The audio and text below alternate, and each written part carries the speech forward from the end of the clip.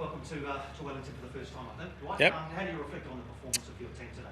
Yeah, obviously disappointed because I really genuinely thought that we had a chance. We know that Wellington is always a difficult place to come, although I haven't been there. The researchers told me that it was always going to be a difficult test, but I didn't see that coming. So a little bit disappointed. We felt that at 1-1 we were right in the game.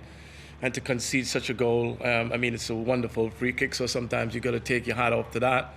But certainly after that, we sort of let ourselves down in terms of the other two goals that we conceded. So some work to be done. We're going to have to address these things, but it's certainly a learning curve for me as a manager. The goal that Wellington scored right at the end of the first half looked like we were going in at nil. Was that a bit of a sucker punch in some ways? Yeah, and we talked about that, and people losing concentration because they felt they have done enough. I think it's something that is at this level you tend to get. And that's no disrespect to the league and the players, but that's something, concentration, when you feel you've done enough and teams just come and give you that sucker punch. But it was certainly a blow to us to concede at such a crucial time. But we felt, having conceded that, we're still right in the game because one goal, as you know, is never enough in this league. This was the final edition for Daniel Arzani to push his case for the World Cup. Set up a goal. What do you make of this performance today? And do you think he's done enough to get the call this week? Listen, it's not my call. I work with Asani over the last 4 months, and I get to know him individually as well as seeing his talent week in, week out. He's an X factor. There's a lot of hype around him, and quite rightly so. He's the youngest Australian player to go to a World Cup. We know all, but he's not played football for 18 months. What we have provided him here at Macarthur is a platform to really get his love back for the sport and playing on a week-to-week basis. Maybe sometimes you want so much so quickly in short space of time. But if I were Graham Arnold, and which I'm clearly not, but I think if you're looking for someone to come off the bench and affect the game, I think Asani is certainly one of the best players, if not the best player in the league for sure. Yeah, what do you think of his performance today and setting up that goal as well? I think there were some good bits in there, but it's all well and good you're doing it in spurts. As the top players do it all the time and consistently throughout the league. So we know he's got that. He's got that in the locker. We've seen it week in, week out.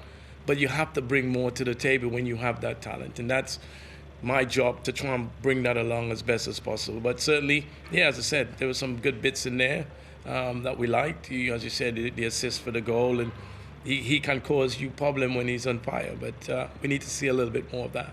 Yeah, and you obviously just pulled a goal back. It must be pretty tough to watch when such a spectacular free kick then goes down the other end. Yeah, a couple of defining moments. Concede a goal at the wrong time at half time, and then obviously we come back 1-1 into the game. When we make the substitution, we thought the momentum was obviously swing in our favour. Instead, we picked it up. We kind of gone back in ourselves a little bit, which allows the home team to really play. But like I said, sometimes you need a spectacular goal, and it was a terrific free kick for them to score. I think, looking back at it now, you think the goalkeeper probably might have got something, but let's just give him the benefit of the doubt. We were beaten certainly by the better team today. We didn't really perform to our best. Yeah, and was it quite touching to see the tribute for Lily's wife? Obviously, he played in Wellington prior to joining the club. Yeah, I thought that was a real class act from Wellington to really provide that for Uli and his wife Lily, that passed away. So that was a real special touch from our club.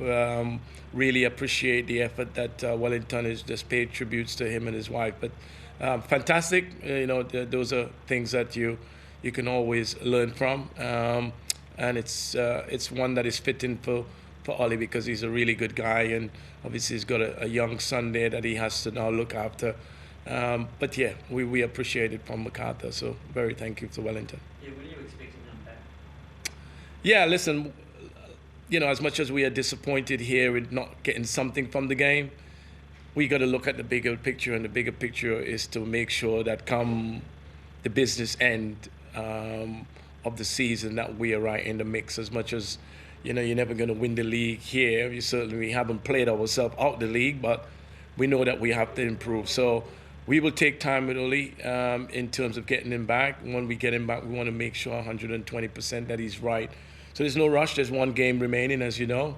I think even then we might take the precaution of just let him rest because, as I said, the bigger picture is come the business end of the season that we are right in the mix, and that will be our main aim to make sure that he's ready for it.